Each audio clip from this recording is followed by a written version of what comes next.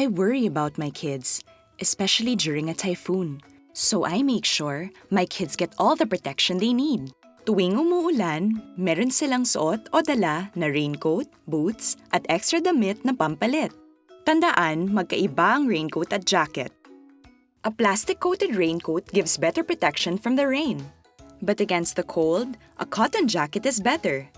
Pero ang lahat ng ito ay baliwala kung mahina naman ang immunity ng inyong anak laban sa sakit.